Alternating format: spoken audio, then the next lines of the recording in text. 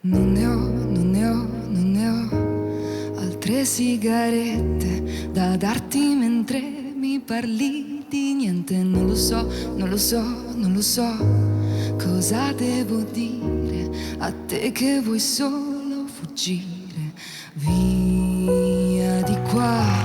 Tu stai scendendo via di qua, tanto ti avrei mandato via di qua. Voglio una storia chiusa, senza chiederci scusa. Chiudi la porta se esci, prenditi tutti i tuoi drammi. Cadono, cadono, cadono, cadono. Stelle quando litighiamo, solo non ho paura. Non mi servi tu per vivere e volare in alto, più in alto, sopra il livello del cielo.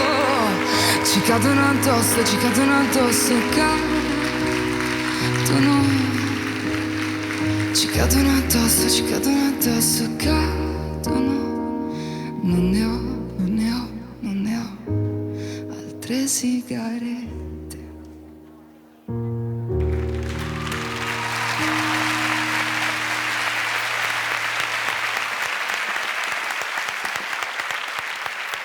Alziamoci. Ok. Dite voi, così Rudy ascolta. Intanto buonasera a tutti, grazie Ciao Lea. dell'invito.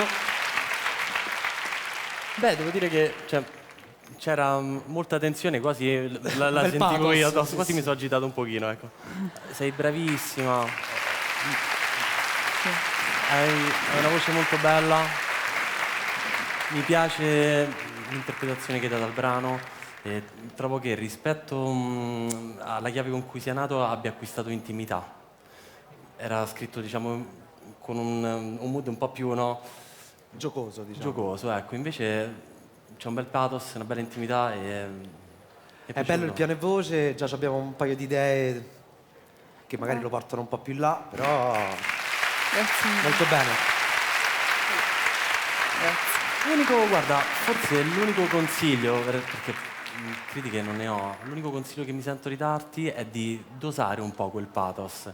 Cioè, quando inizi, passami il termine, abbi un mood anche un po' più scazzato, ok? Non ne ho più di sigarette, c'è una roba che stai lasciando andare e quel pathos invece portalo Cresce poi nel piano piano. ritornello, no? Dove arrivi, invece comunque cadono stelle dal cielo, ecco. Comunque il brano le sta a pennello, secondo me, quindi... Ok, Rudy, li hai ascoltati? Sì, li ho ascoltati, sono contento che abbiano deciso di andare avanti col pezzo, per cui Rea, buon lavoro. Grazie, grazie.